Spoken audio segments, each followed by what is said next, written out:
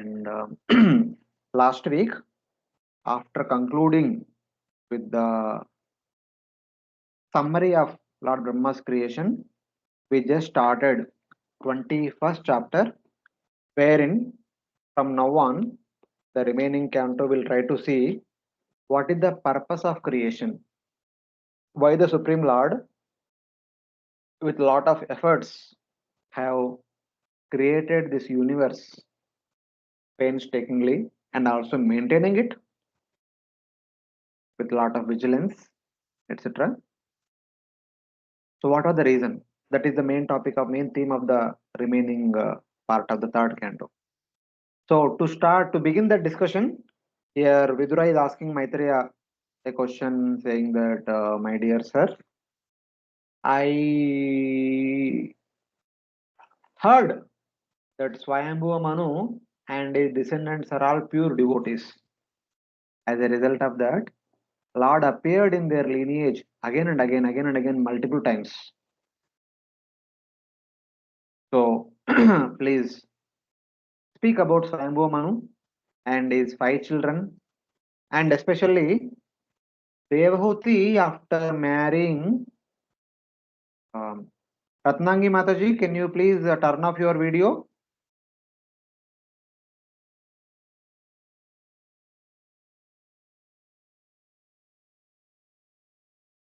Thank you. So, after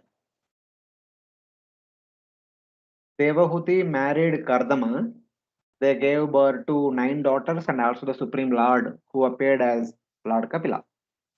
And it is Lord Kapila who propagated Sankhya, and that is the source of the conditioned soul's deliverance. So, keeping that in mind, he's asking, he specifically wants to hear about Lord Kapila. So, if you want to know about Lord Kapila, we need to understand, so who are the parents of Lord Kapila, under what circumstances Lord Kapila appeared, and what he taught, etc. etc. So, for that, now the marriage between Devahuti and Kardhama is under discussion.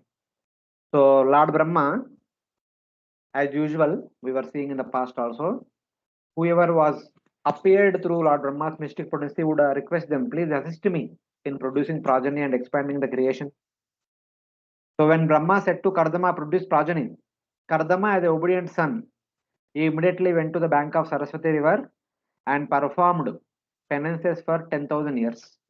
Basically performed bhakti for 10,000 years.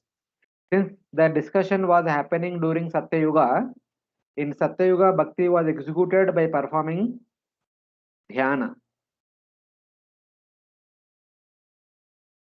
Kruteye dhyayato Vishnu, Tretayam yajato makai, Dwaparat pariharyayad, Kalau tat harikirtanat. So in Krita Yuga or in Satya Yuga, the bhakti is executed by performing dhyana. So he did for 10,000 years. So then,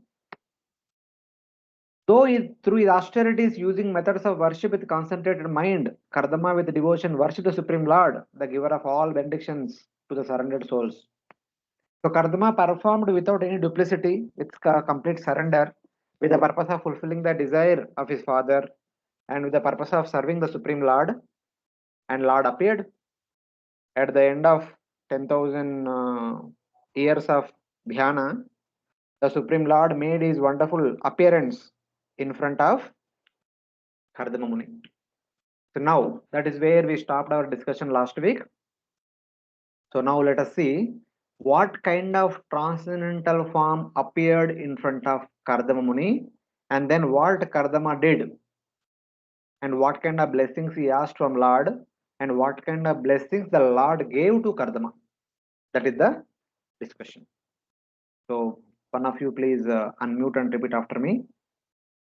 Satam Virajamakshabham, sorry, Satam Virajamarkabham,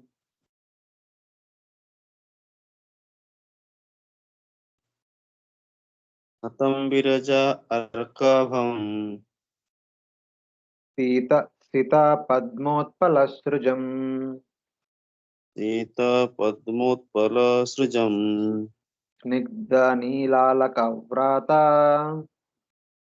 विघ्ननीललकव्रत वक्त्राब्जं विरजोम्बरम् वक्रवजं विरोजोम् Abu किरीटिनं कुण्डलिनं किरीटिनं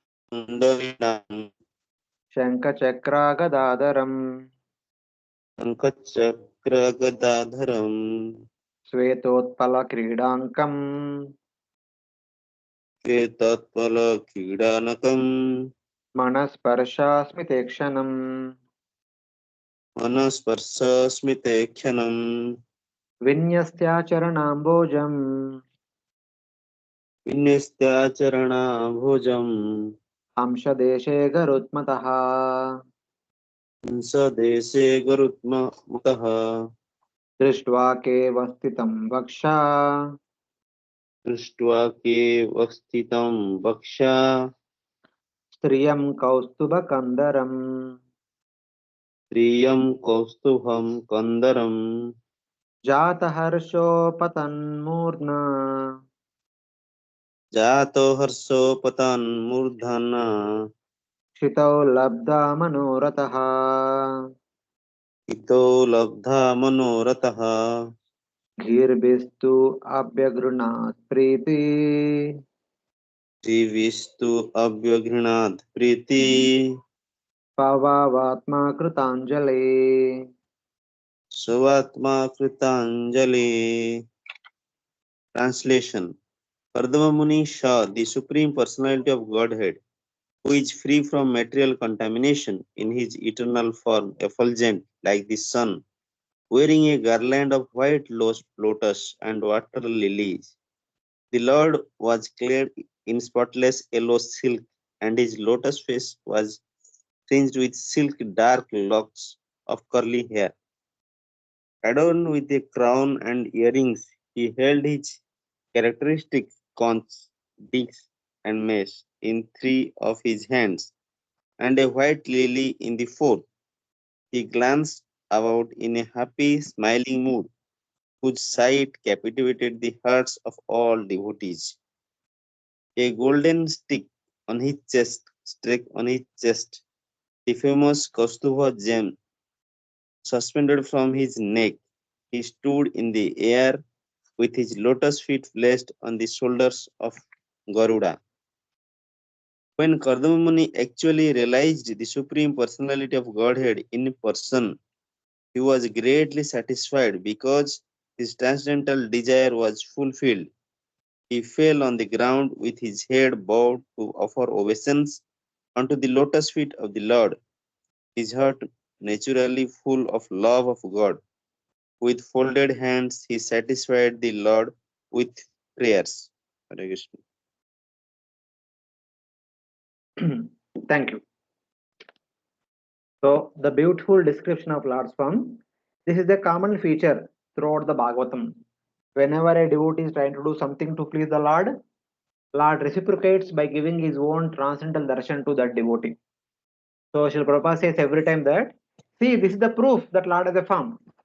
People outside they say that Lord is formless, formless, formless. No. In the Bhagavatam, we see again and again, again and again. Lord's form is revealed, Lord's form is described. How can a person say that Lord has no form? So like that. In the sky, Kardama saw the Lord shining like the pure sun with a white lotus garland. Lotus face surrounded by black locks of hair, Nilalaka, Vrta, wearing spotless cloth, Pitambaram, a crown and earrings, Kiritinam Kundalanam, Shanka Chakra Gadadaram, holding a conch, chakra, club, and white water lily for amusement. Shweta Utpala Kridankam, just to exchange his loving affection with the Kardama, this time Lord brought white water lily instead of the lotus kamal. And then, uh, with pleasing smile and glance, मनस्पर्शा Smita ईक्षणम. तो मन को touch करने वाला स्मिता और दृष्टि ईक्षण. So then vinyasta charanambojam amshadesh garutmata. The Lord with Mother Lakshmi on his chest and Kaustuba jewel around his neck, his feet placed on the shoulders of Garuda. So, in that way. Joyful and having his desires fulfilled, Kardama, who had natural love for the Lord, Swabhav se Priti, Swabhav Atma Priti. So Kardama, by very nature, he has a lot of love for the Supreme Lord. If Lord himself is coming in front of him, then how can he stop his love? He immediately fell flat, touching his head to the ground, offering full dandavat with folded hands. Then he got up, then with folded hands, he kneeled down on his knees. He did not get up completely. He was not lying down in dandavat posture, but in between. He was kneeled down, not like sitting in Padmasan, but kneel down on his knees, and then with Anjali posture, he began to offer prayers unto Supreme Lord. So in that way. So the Lord was seated on the Garuda. Garuda is in the sky, and Lord was wearing Pitambara and a white garland and mukut earrings and curly hairs and so many beautiful things are there. Kaustuba jewel and Srivasta on his chest, and Lord's face is beautifully smiling, and he was affectionately glancing towards Kardama. So this darshan is like Kardama forgot whatever hardships he went through while performing austerities for last 10,000 years just by having this one darshan. So here especially in order to reciprocate the dedication shown by Kardama, Lord bought white water lily, which indicates friendship. The Lord is holding conch chakra club in three hands. His fourth hand holding a white water lily instead of a lotus for amusement. The Lord had a smile and glance pleasing to the beholder, Manasparsha.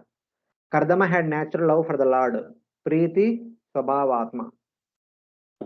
So then, what did Kardama do? Kardama will offer wonderful prayers in the next 10 verses. So, starting from text number 13 all the way up to text number 21 22, Kardama offers wonderful prayers filled with a lot of इसमें बोतल नहीं philosophy. है पानी पीने वाला That's it. etc.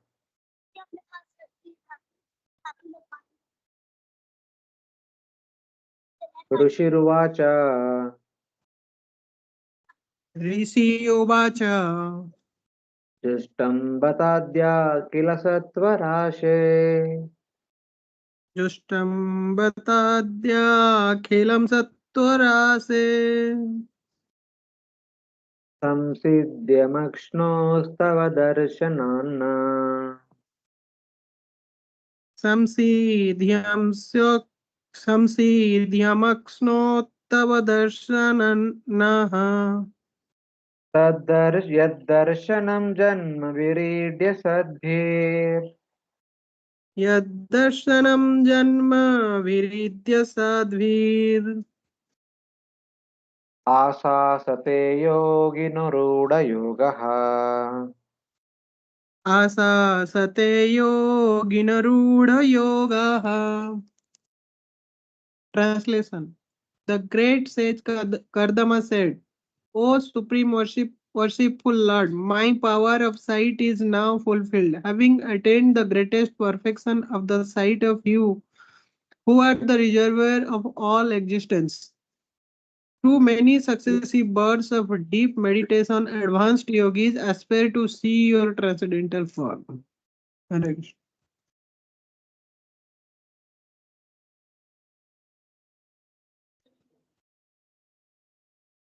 O Lord, इसको मत करते ना हाथ today गंदा हो जाएगा ना गंदा हो गया Gauranga Purushottam Prabhu, Hare Krishna, we will visit your home.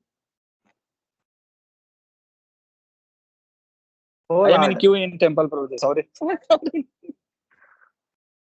today my eyes have become successful in seeing you, the form for all beings, whom the most exalted sages practicing yoga for many births pray to see. He says that the great sages who are worshipping you for many thousands of years just to have your darshan, for small meager austerities I have got today. I am so much blessed by your causeless mercy upon me. Thank you very much. Like that, He is glorifying the Lord's causeless mercy upon him. It is the highest mercy of the Lord and my highest good fortune to see the Lord so quickly.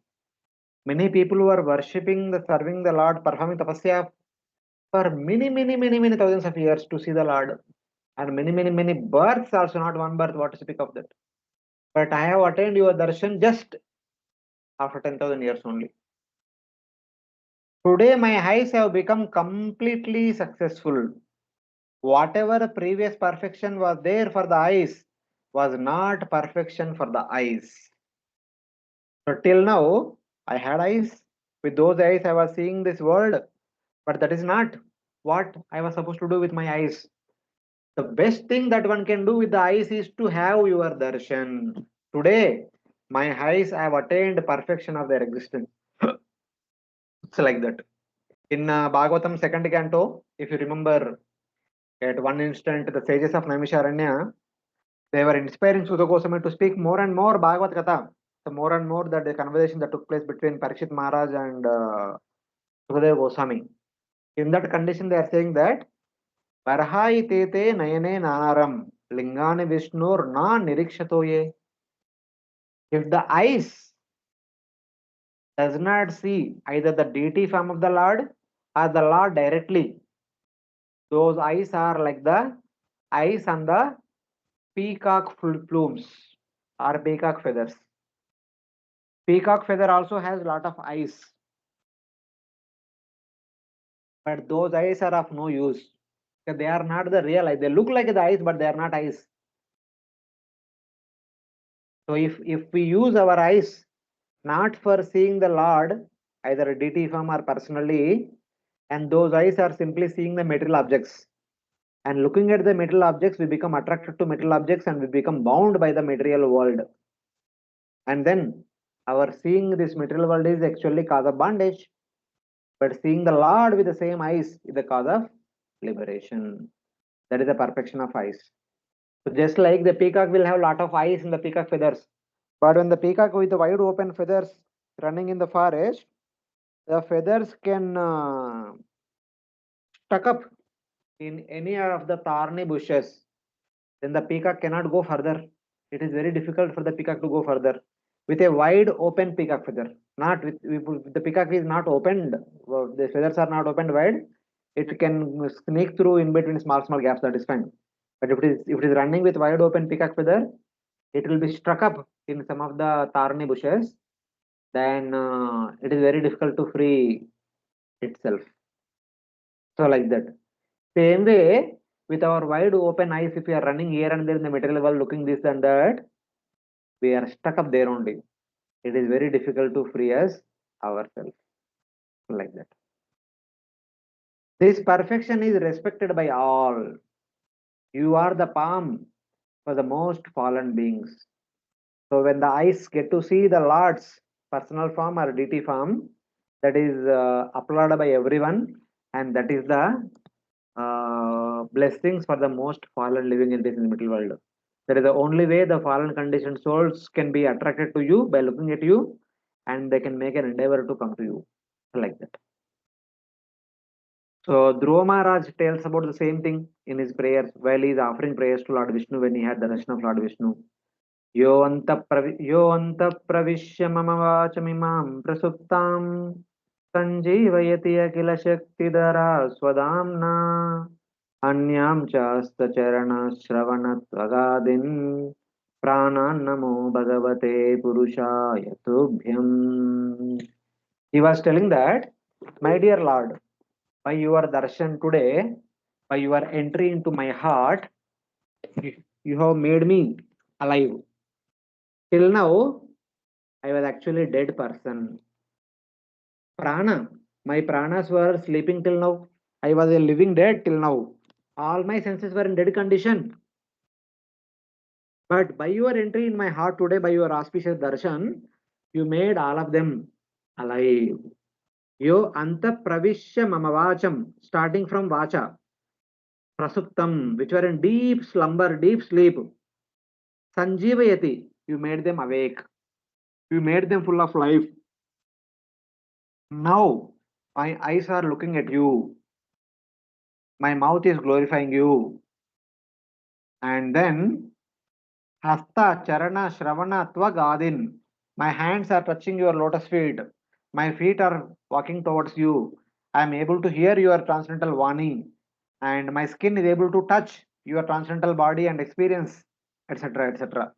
So, Dhruva says that when our senses are engaged in service of Supreme Lord, that means they are in live condition. When our senses are engaged in material activity, that means they are in dead condition. As long as we are engaged in material activities, we are actually dead. We don't have any right to say that I am alive. We can only say I am alive when we are engaged in the service of the Supreme Lord. That is the purpose for which all these senses were given to us. If we are using them not for the actual purpose they are meant for, but other things, that condition is called Jivan Mruta, living dead. So with that same thought process, our Kardhama is saying that I have not done suitable sadhana. Though I have not done suitable sadhana, but you have given your darshan. This is your causeless mercy upon me. O worshipful Lord, the most excellent yogis who have perfected yoga by many births pray to see you. The great yogis always pray that they want to have the audience of your beautiful form. Your only desire that was ringing in the hearts of all the great devotees. So here we have one example. One example of the such great devotees are the gopis. So this is one of the prayer which gopis offered. That section known as Venu Gita. Every day morning, Lord Krishna would start from the home of Mother Yashoda to the forest, nearby forest, taking all the cows and calves along with the other cowherd boys. While Krishna was leaving Vrindavan, all the gopis would climb their terraces and they look at Krishna. That is the only young gopis, that is the only time they can get to see Krishna. Otherwise, throughout the night time, Krishna is in the house of Mother Yashoda. The gopis, young gopis cannot see him. And throughout the daytime, he is in the forest herding the cows. Gopis cannot see. Gopis only can see Krishna only two times. Morning while going to the forest, evening while coming back from the forest. So while looking at Lord Krishna, they are often this prayer. They say that Akshanvatam Phalamidam Na Puram Vidama Erva Nipita Manurakta Kataksha Moksham Akshanvatam Phalamidam Na Puram Vidama Na Param Vidama. There is no better benediction for a person with eyes other than seeing the form of Lord Krishna. Jairva Nipita Manurakta Kataksha Moksham. Just by looking at Lord Krishna with one eyes, one can attain perfection. The eyes will attain their perfection, and the soul will attain their perfection, his or her perfection. There is no other way. The gopis are so grateful that they are able to see Krishna once in morning, once in evening, and they are expressing their gratitude here. So like that. Ye mayayate atamedatasvam ये मायया ते हतमेधसत्त्वम् पादारविन्दं भवसिन्धुपोतम् पादारविन्दं भवसिन्धुपोतम् उपासते कामलवाय तेषाम् उपासते कामलवाय तेषम् राशीशकामान्निरयेऽपि ये स्युः रासीसकामान् निरयेऽपि येषु. Translation: Your lotus feet are the true vessel to take one across the ocean of mundane nescience. Only persons deprived of their intelligence by the spell of the deluding energy will worship those feet with a view to attain the trivial and momentary pleasures of senses, which even persons rotting in hell can attain. However, O my Lord, you are so kind that you bestow mercy even upon them. Hare Krishna. O Lord, you bestow material benedictions on persons bewildered by your Maya, who worship your lotus feet, the boat, which are the boat to cross over the material world for a particle of material pleasure, which will lead them to hell. So, Kardhama is saying that, my dear Lord, many people in this world they worship your lotus feet in order to fulfill their material desire.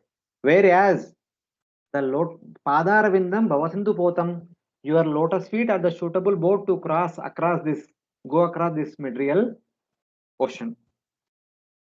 Oh, people worship you, the ocean of mercy, for fulfilling material desires. This is their foolishness. Those who have lost intelligence because of your Maya, only those and not others worship you to attain just a particular pleasure. But you give them those pleasures profusely, though you are reluctant. Says that people come to you for fulfilling their material desires. At the same time, you also fulfill their material desires. Though you do not want, but fulfill their material desires. There is a reason behind it. So, what is the reason will be explained later on. But before that, but what is the glory of the lotus feet of Supreme Lord?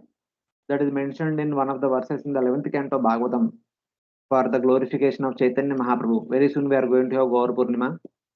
Jeyam sada paribhavagnam abhishtadoham तीर्थास्पदं शिवविरिञ्चिनुतं शरण्यं कृत्यार्तिहन् प्रणतपालभवाब्धिपोतं वन्दे महापुरुषते श्रीचरणारविन्दम्. So, Vande Mahapurushate Sri Charanarvindam, let me offer my obeisances unto the lotus feet of the Mahapurusha. What is the speciality of that lotus feet? Dhyayam Sada. Let me always meditate upon the lotus feet, because that lotus feet will destroy all paribhavagnam. Gnam means to destroy. Paribhava means whatever parabhava we have in this material world, that will be destroyed completely. Abhishtadoham, they can fulfill all one's desires. Abhishtadoham.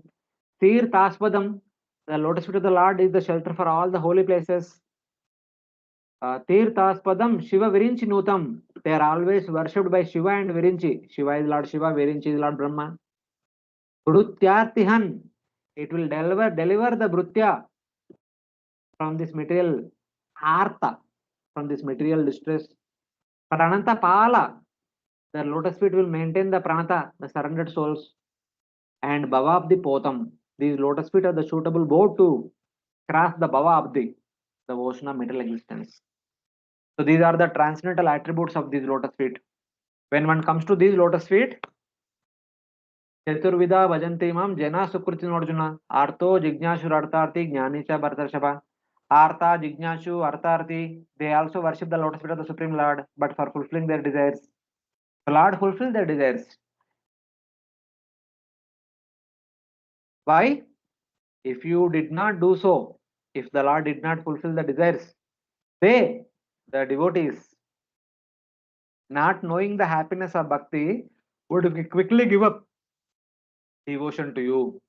As Lord Krishna says in Bhagavad Gita, whoever comes to Lord Krishna, whether with desire or without desire, they are all Sukritina, they are all Mahatma.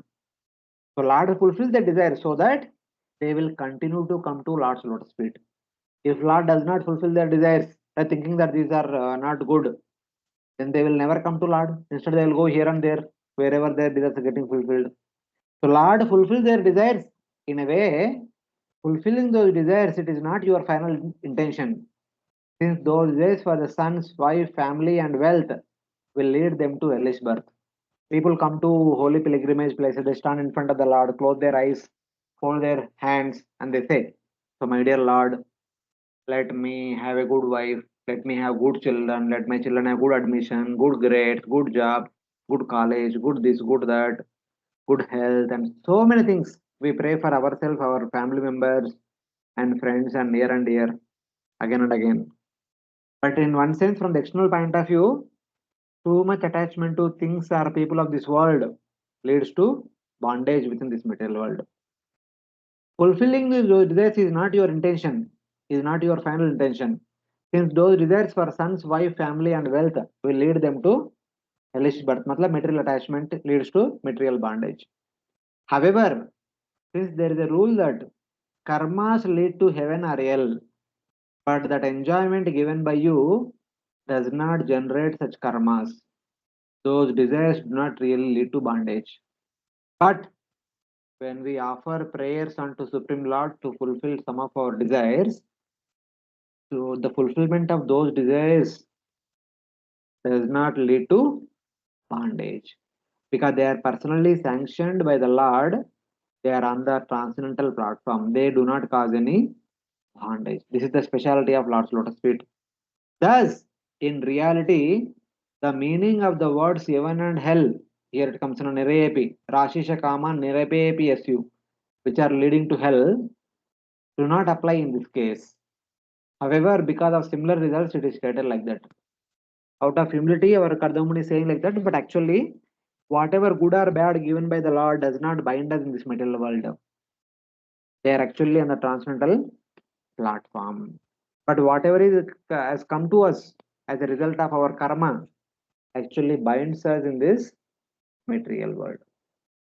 So like that, Kardhama is indicating an important philosophical aspect. That's why in the Bhagavatam second canto says that Akama sarvakamo va moksha kamo va udaradi tivrena bhakti yogena yajeta purushan para.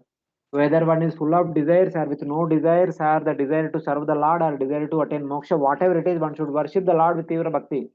Because even if those desires are fulfilled by the Lord, those desires will not bind us in this material world. Because whatever is given by the Lord is on the transcendental platform. Such kind of things will never bind us in this material world. Therefore, in all conditions, in all aspects, always worship the Supreme Lord only. So like that. Prabhuji, I have one question, please. Yes, Mataji. Prabhuji, this can you explain it in with example, please? See, for example, yeah. we in ISKCON we were always told that when we stand in front of the Lord, we always are supposed to ask for seva. My dear Lord, please give me more seva.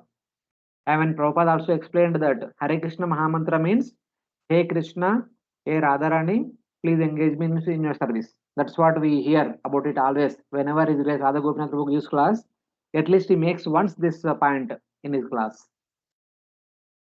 The meaning of Hare Krishna Mantra is we are asking for more seva. So this is a general thing we know. But still, many times we and also other people who come to temple, we ask for some blessings. My dear Lord, please give this, please give that. The same thing can be done when we go to other temples of other devatas also. There also we can ask. We can go to Ganesh temple, we can go to Lord Shiva temple, we can go to Durga temple. There also we can ask. So my dear Lord, please let me pass in this exam. Let me get good marks. Let me get admission in so and so IIT or something like that. So many things. So when our desires are fulfilled by other devatas, or when our desires are attained by our hard work or whatever it is, that is actually a karma. That will actually bind us in this material world. We are bound by that karma. Whatever activity we do for that, every activity has a good or bad result. We are bound in this material world. But the same thing is given by the Lord. Somehow or other we have come to the Lord, even though we are asking the Lord for these things. When Lord fulfills those things, those things are like with zero karma reaction. For example, we are eating food outside, we are eating food in the temple or in our home after offering to the deities. Food is food only. But if we eat food which is outside, it is karma, full karma food. But if we eat prasadam in the temple or in our home after offering to the deities, it is karma free food. So like that. Okay, Prabhuji. Thank you. Thank you for explaining.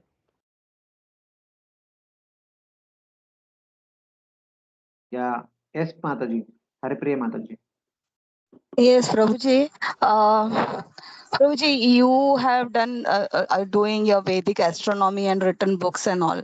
So in astronomy, there are many things like you approach this god and that god for everything. So, No, so that is what is so? sorry. 1 second before going ahead. That is not in astronomy. That is in astrology. Sorry, astrology. Astrology will give some suggestions. Okay, if you have this problem, then approach this devata, and then that can be solved. Yeah. Yes. Go ahead. Yeah. So, how to means devotees, as devotees also, we chant our 16 rounds, we do our spirit devotional service, but still we go, sometimes we have some problems, so we go to astrologers and who suggest to do some other things besides this. But then this is the thing I know, the 100% we have to approach Krishna, but then sometimes Hmm. we do that things also. So is it proper Hmm. to do it, or what should, because sometimes of the health or some issues, like so we become confused sometimes ki what should we do. We have that faith that chanting Hare Krishna is there, but still we go to astrologer and do things. Hmm.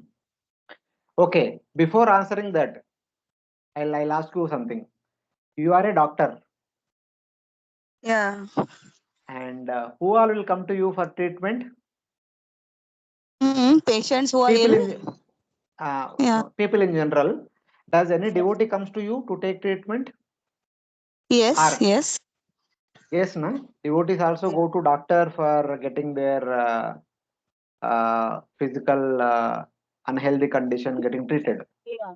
Yeah. Okay, so you are doctor and you can treat some difficult situations to some extent. If Yeah. the things are beyond that, and they approach some subtle doctor who will treat it in a subtle way. You are Uh-huh. treating them by giving some gross medicine, and Yeah. some other doctor will treat them by giving some subtle medicine. That Uh, subtle medicine may involve in some rituals or some vidhi and some fasting and some vrata, etc., etc. uh, The yeah. problem is not going there.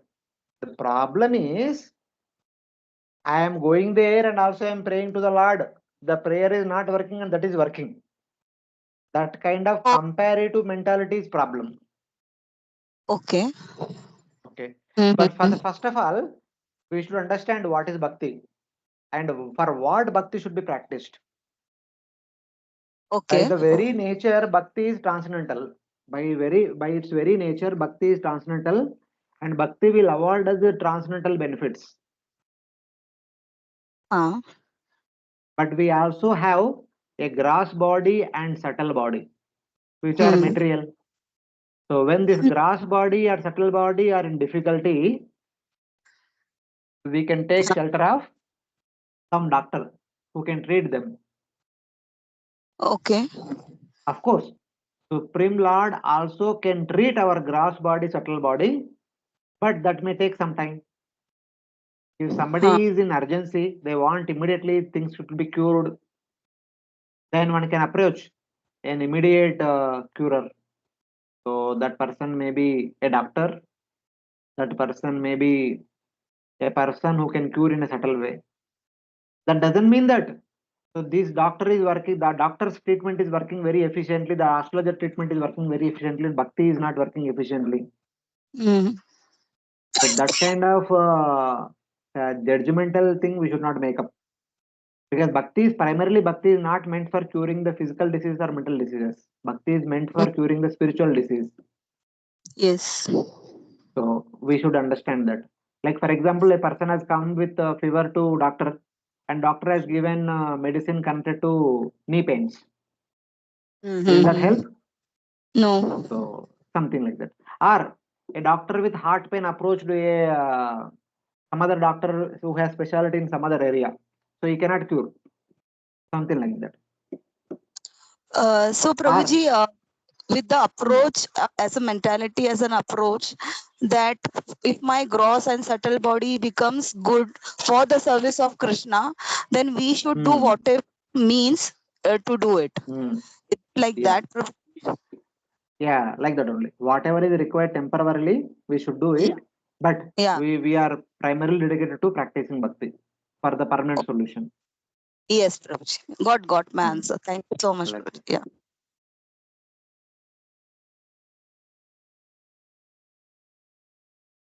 okay, we'll move on.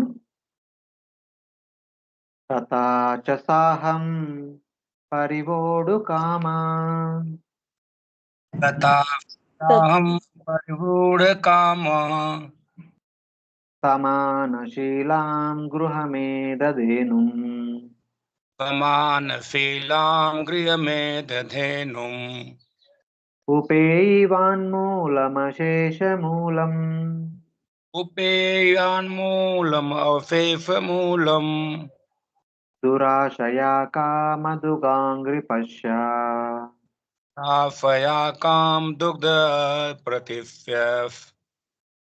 Therefore, desiring to marry a girl of like a disposition who may prove to be a veritable cow of plenty in my married life, so satisfy my lustful desire, I too have for the filter of your lotus feet, which are the sources of everything.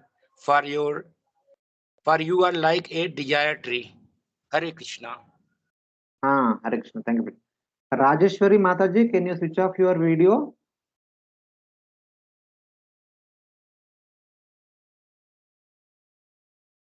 So here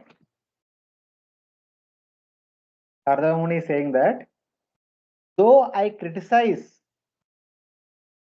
that people in general approach your lotus feet and they ask for the fulfillment of some trivial material blessings or material desires, whereas your lotus feet can award one freedom from material portion of material existence, bhavabdi potam, but they're coming to your lotus feet for small things. So this is not an intelligent activity. Like that I said, but I am not talking about somebody else. I am actually talking about myself only. I am that person. I am that less intelligent, foolish person. I have been worshipping you for last 10,000 years for the purpose of fulfilling one such material desire only. Like that Kardhama is saying in this material world, in this verse. Though I criticize the devotees with material desires, I have an evil mind since I have approached you. I approached you. I desire tree feet.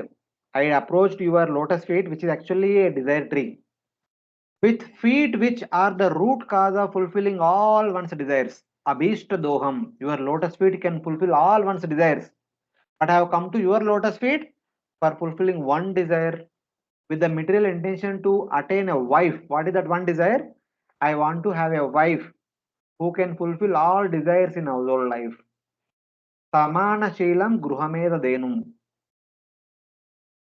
So I want a cow for fulfilling all household desires. And she should have also same mentality like me. And who is suitable to my nature? Samana Sheelam. So Kardhama is having stated that your lotus feet are so wonderful, it can award freedom from material existence. People in general come to your lotus feet asking for some material desires.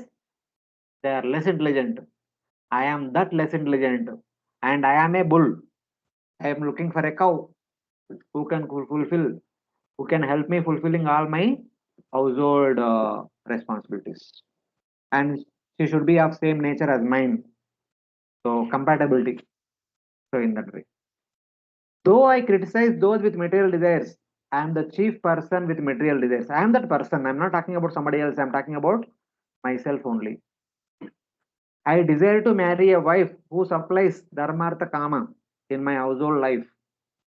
By calling his wife a cow, Kardama implies that he is a bull since he has no intelligence. In the previous verse, he said that only less intelligent people come to your lotus feet asking for material desires. I am that less intelligent person and I am like a bull. I am looking for a cow.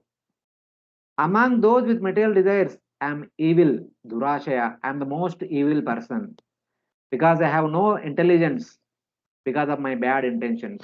I have no intelligence. Okay, it is self-evident because my intention is this. I was worshipping you for last 10,000 years for this only. That shows my foolishness. I have approached your feet, the source of all objects, who are a desire tree, simply to get married. I have been worshipping you for last 10,000 years, simply to get a wife. So that makes me a bull, unintelligent person like that. But Shastra says that no, that is not an unintelligent decision. Udara sarva evaithe, as Lord Krishna says in Bhagavad Gita, that see, everyone has the same desires. Artho, Jignashur, Artharthi, Jnani, these are the common traits everywhere. People can go anywhere to fulfill these desires, but still somebody takes a decision to come to me. That means they are Udara, they are magnanimous. So we may have hundreds of desires. It is better to go to the Supreme Lord for fulfilling those desires. Akama, Sarvakamo, Mokshakamo, Udardi, Tivrena, Bhakti Yogena, Ajata Purusham Para. Instead of going elsewhere. Because when we go to elsewhere, the fulfillment of those desires are the cause of bondage. When the same desires are fulfilled by the Supreme Lord, they are the cause of liberation. One simple, we can say that. So people, if somebody wants to eat some lavish food, if they go to some restaurant and they eat lavish food, which is not karma-free food, which is not offered to the deities, one is bound by that karma. But if one goes to temple and eats Mahaprasad directly coming from the deities, from the altar, that is also very, very, very lavish. And that is not karma food. That is karma-free food. And eating that, whatever old karmas that we had, that also will be destroyed. So this is how it is different. Here also we are fulfilling our desire, there also we are fulfilling our desire. But here the fulfilling desire is purifying. There it is binding. So like that. Svargapavargayo pumsham rasayam bhuvi sampadam sarvasam api siddhinam moolam tatyarnarchanam. Devotional service to his lotus feet is the root cause of all the perfections a person can find in heaven, in liberation, in subterranean regions, and on the earth. So basically, whatever desires we may have, if that desire can be fulfilled in heaven, in Maharloka, in Bilaswargas, or anywhere in this universe, all such desires, instead of going there, we can get them fulfilled if we take shelter of Lord's lotus feet. Lord's lotus feet can award anything that we want to attain. Instead of going to that respective place, we can get it here only. That is the specialty of Lord's lotus feet. This Lord Krishna himself says in the 11th canto, Yat karmabir yat tapasa jnana vairagya yaschayat. So it says that whatever results we attain by performing karma, yat karmabir, whatever results we may attain by performing tapasya, yat tapasa, dana dharmena, whatever piety we may attain by performing dana or dharma, and jnana vairagya yoschaiva, whatever results we may attain by executing jnana, by executing vairagya, and then whatever result we may attain here, there swarga and apavarga, if we may have, sarvam madbhakti yogena madbhakto labase anjasa. For my devotees, by executing bhakti, they will attain all such desires, but very easily. Anjasa, very, very easily, they will get all their desires fulfilled. Swarga, apavargam, maddama yadi vanchati. They will get swarga, they will get apavarga, means Ayujya Mukti, or they will get my own Vaikuntha also if at all they want. Whatever they want. By executing bhakti, one can get all the desires. The results of karma, results of jnana, results of tapasya, results of vairagya, results of dhana, dharma, and shreyo be riterapi, all any other pious activities. Everything will be obtained but very easily just by executing bhakti onto my lotus feet. So there is no need to go here and there. Lord's lotus feet is the source of everything. Abhishta doham. So this is what Lord Krishna says and Shastra says. So keeping that in mind, even though he had material desire, he approached from our point of view, may say it's material desire, but he is simply executing the instruction of his father. His father told him to get married and beget children. So he is doing that as an order, as an obedient son who is following the order of his father. So like that. So Lord is saying that, my dear Kardama, you are thinking that you have no knowledge, you are full of ignorance, uh, and that's why you are coming to me asking for a wife. That is not an intelligent activity. Then why don't you use your intelligence? Use your intelligence and you worship the devatas. And why do you not worship me without desires? If worshipping me with desires is a foolish decision, then why don't you worship me without desires? Make an intelligent choice. What is stopping you? Like that, Lord is questioning Kardama. For that, Kardama is saying that, my dear sir, I'm trying to follow the instruction of my father, and my father is trying to follow your instruction. My father is not at fault, but I am at fault. So like that, he's going to say in the next verse.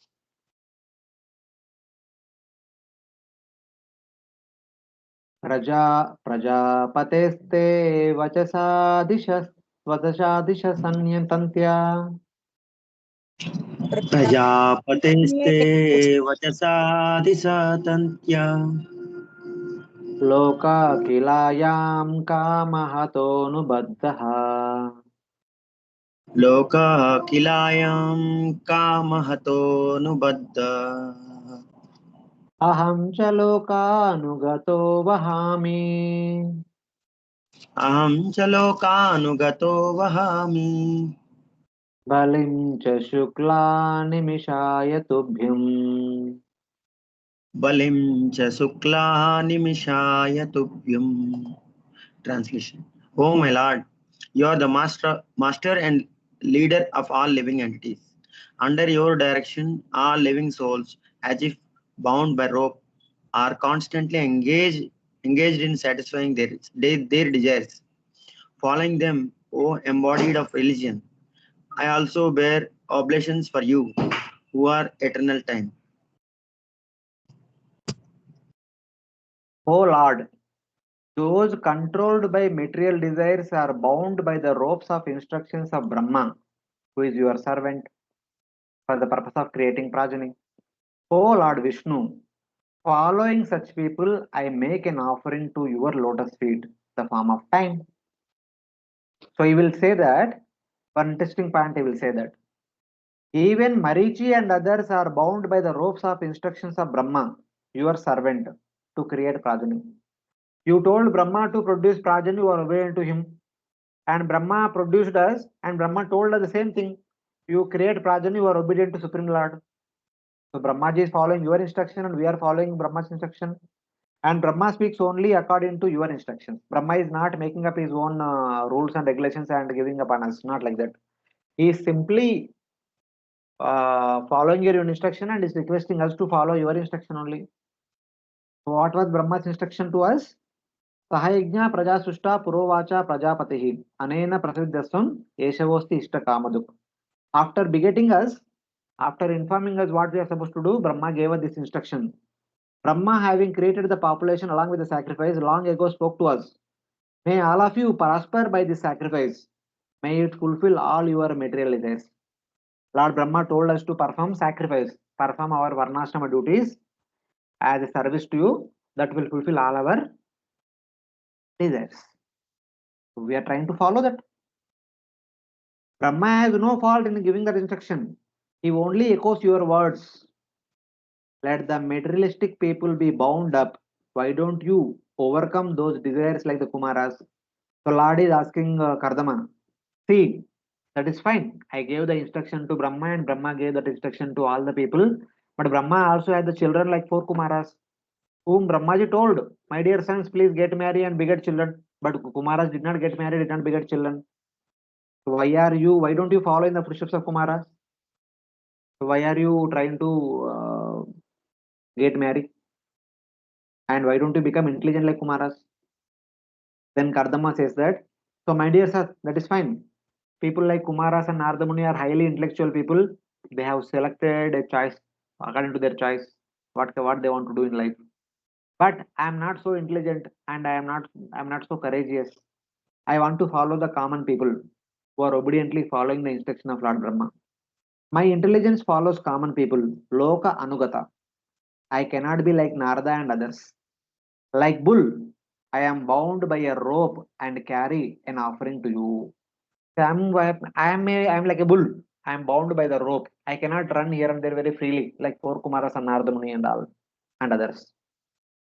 So I am bound by the rope. I have my limitations. But whatever are my limitations, but within this area, I will worship you by performing yajna, which my father told me to do.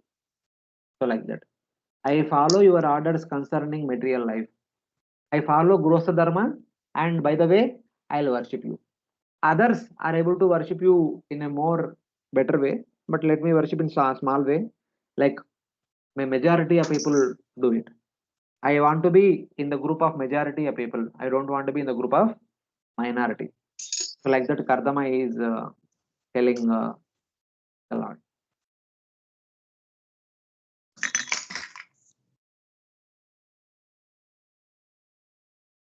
So this means I desire a wife. And in the sloka, indirectly is telling that aham cha lokanu gato vahami. I want to follow in the footsteps of the common people. What common people want? They want wife, they want home, they want to serve the Lord, being situated in the household order. Yeah, I want to follow that. And then I also want something more. Cha.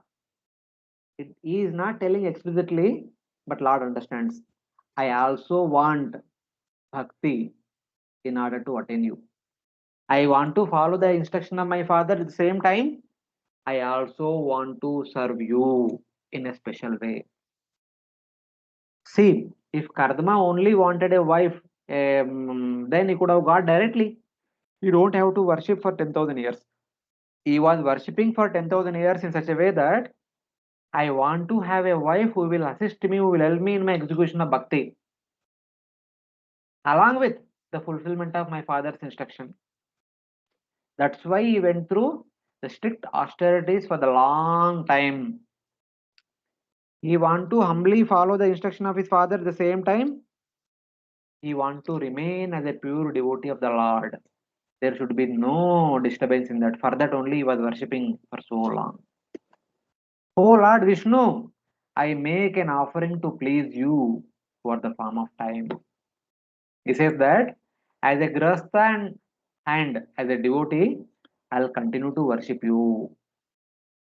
So like that, he is requesting the Lord.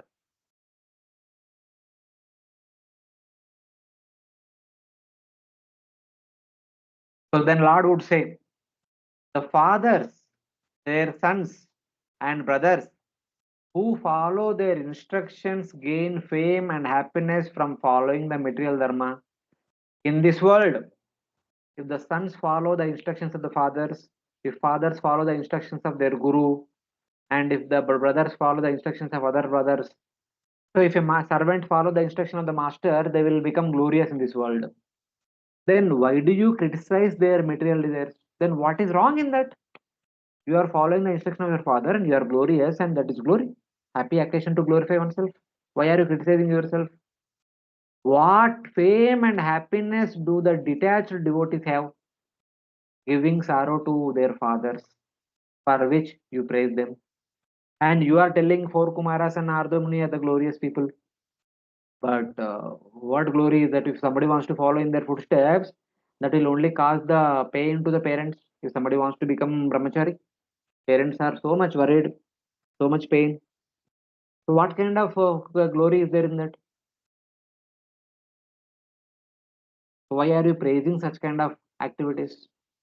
And why are you criticizing someone who following obediently their parents? In two verses, Kardama responds. Hare Krishna, devotees are able to follow? Any questions? No, Prabhu. Yes, Prabhu. Yes, Prabhu. Prabhuji, Hare Krishna. Jai Kishan Prabhu, wait. Madhav Mishra Prabhu has something to say. Okay. No, we are following. That is what I said. Okay. Yes, Prabhu, Jai Kishan Prabhu. Prabhu, in fact, I was to ask you why was he performing tapasya for 10,000 years, but you answered that question while speaking. Prabhu, but we see other instances where people, when they want fame, they want money, they want any kind, they perform tapasya, but they can get that. Why do they perform tapasya for that, Prabhu?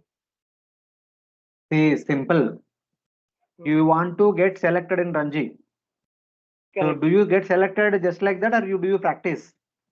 True, but that is what I'm saying. You practice on the field, but if I That is perform called tapasya, tapasya means practice. Tapasya means hard work.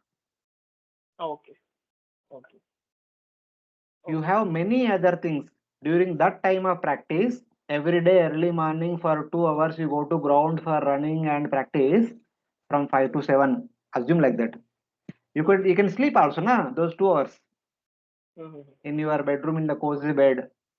Giving up that comfort, you are going to ground every day without fail and running and doing some neck practice and all. For what? To attend something. That is called tapasya. So your tapasya means action. Tapasya means doing some regular activity without giving any way to comforts. Okay, fair enough. Doing something regularly, even though at the discomfort of one's own body and mind. Okay. Got it.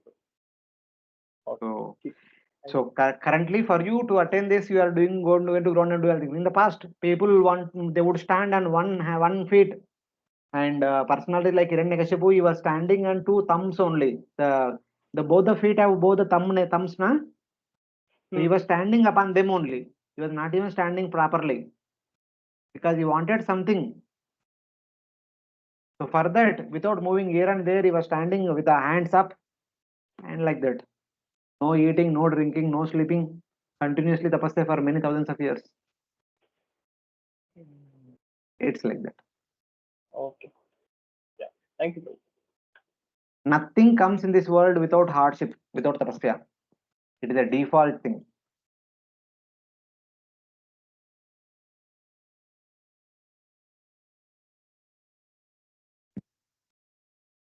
Okay. We'll go ahead. Lokam shalokānugatan pashumsha. Lokan shlukanugatan pasunshra. Hitva shritaste charanatapatram. Hitva shitaste charanat patram. Parasparam tvad gunavadasedu. Param tad gunavad sidhu. Piyusha niryapita deha dharma. Piyush niryapit deh dharma. Translation. However, persons who have given up stereotyped worldly affairs and the beastly followers of these affairs, and who have taken shelter of the umbrella of your lotus feet by drinking the intoxicating nectar of your qualities and activities in discussions with one another, can be freed from the primary necessities of the material body. Hare Krishna. Yeah. Here, Kardhama is responding. When Lord asked, why are you praising the renounced people like Kumaras and why are you criticizing the householder devotees? Then Kardhama is responding.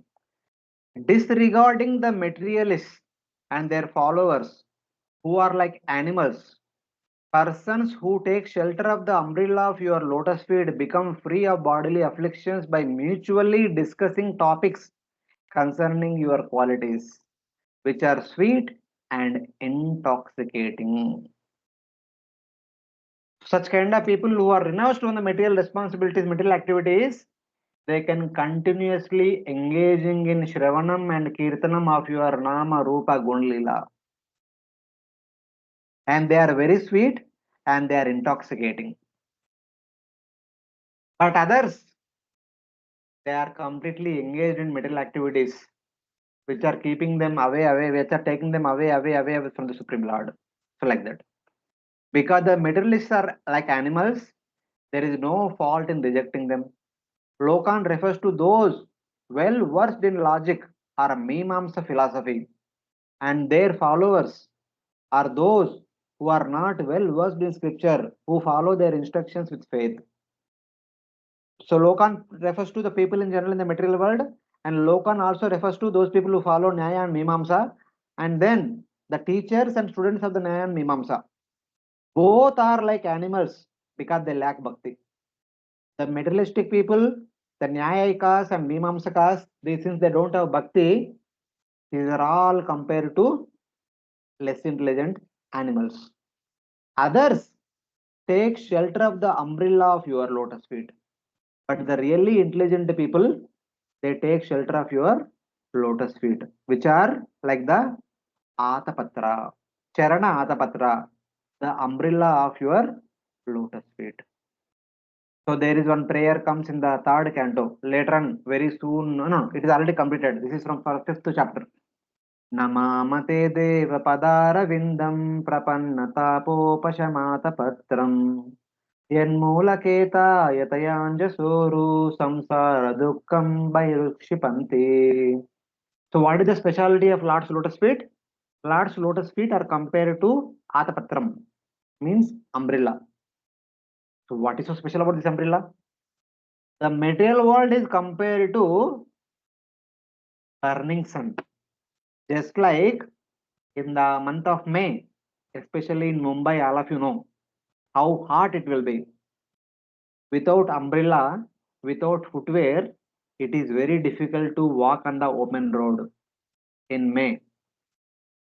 But if you have a umbrella and footwear, to some extent you are saved. You may not get the sunlight from the head, from the top, but you will be getting hot wind from the sides that is still hitting you. But this specialty of this Atapatram is that Sita Atapatram. Sita means moon. And this Atapatram, it is actually sprinkling water droplets from the top. So even though hot wind is hitting you from sides, because these water sprinklers which are coming down just like the full moon day, full moon nights, the moonlight, and it is constantly being sprinkling down, you don't experience any hot wind effect. Your whole body becomes completely cool in that hot summer of May daytime. That is the specialty of this umbrella. And that umbrella is Lord's lotus feet. And this material existence is like the Tapatraya, especially the hot sun of the May month and also hot wind. And we get relief from all those things if we take shelter of Lord's lotus feet. That is the Anjasa Uru Samsara Dukkam Bairu Kshipanti. Kshipanti means Kshepan. Just like in small kids, they have a game. So they hold one stone in their hand. They move around, and at one point they let loose the stone from their hand. As a result of that, the stone gains a lot of kinetic energy and it goes to a far distant. Similarly, when one takes the shelter of Lord's lotus feet, this samsara dukkha will be thrown to a far distant, like a Kshipani throws the stone to a far distant. So like that. That's how the lotus feet act. Those who are animals and do not take shelter must burn up in the heat of material existence. And those who take shelter have unlimited happiness. How? What kind of happiness they will get? Who take shelter of Lord's lotus feet? By drinking topics concerning your qualities, which are nectar, since they are sweet and destroy death, and which are wine, because they make them forget material existence. They destroy the qualities of the material body consisting of infancy, boyhood, and other ages, as well as hunger, thirst, and other cravings. So, many times in the Bhagavatam, there is a discussion that devotees are always praying for the shelter at the lotus feet of the Supreme Lord. So, From one sense, there are two meanings to this. So one meaning is to get the shelter at the lotus feet of Supreme Lord, means where the lotus feet of the Lord are situated, like in a physical sense, in which place, at what place Lord's lotus feet are situated. Anyone can?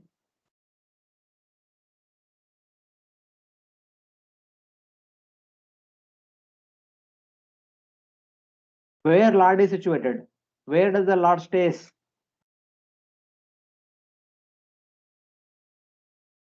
In heart. Lord, huh? Heart. Okay, that is fine. That is like Paramatma. But Lord stays in Vaikuntha. Lord eternally resides in Vaikuntha. If somebody is asking the Lord that, Lord, my dear Lord, please give me shelter at lotus feet, means please give me shelter in Vaikuntha, in which your lotus feet are constantly moving left and right, to and fro, aage piche. That is one meaning. The second meaning is every devotee is aspiring shelter at the lotus feet of the Lord. And those devotees who aspired for it in the past have already attained lotus feet. And when a new devotee wants to have shelter at the lotus feet of the Lord, that means what he will get is association of some pure devotees. Because at the lotus feet of Supreme Lord's pure devotees are situated. So when we are praying, Lord, that my dear Lord, please give me shelter at lotus feet, means we are praying for the association of pure devotees. So what the pure devotees will do? How do they worship the Lord's lotus feet? By continuously hearing and discussing Lord's pastimes. And by engaging in that association, wherein they continuously hear and discuss, what will happen? Such hearing and discussions of the Lord are very sweet, and they destroy death. They are very sweet. As a result of, they are like amruta. When we drink amruta, we will not die. Those who drink amruta, they are called amara. Amara means without mara, without mrityu, without maran.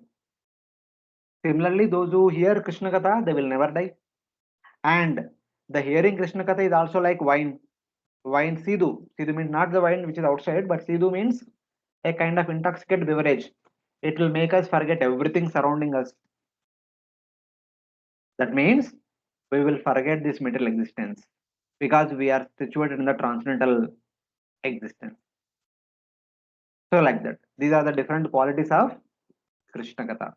Even in the fourth canto, we have three special devotees. First of all, Dhruva Maharaj, then Prithu Maharaj, and then Prachetas. All these three people, when they had darshan of the Lord Vishnu, they offered only one prayer. They only requested one blessing. Please give us the association of your devotees. Tulayema lavenapi na surgam na punarbhavam bhavastangi sangasya kimmat martyanam kimutashisha. For people who are living in this material world, what best they can aspire for other than the association of your devotees, which cannot be compared to any big blessing in this material world. No other blessing of this world cannot be compared to that. Tulayama lavanapi na swargam na punarbhavam. Swarga, apavarga, whatever else, they not even compare to this particular blessing, even fraction of it.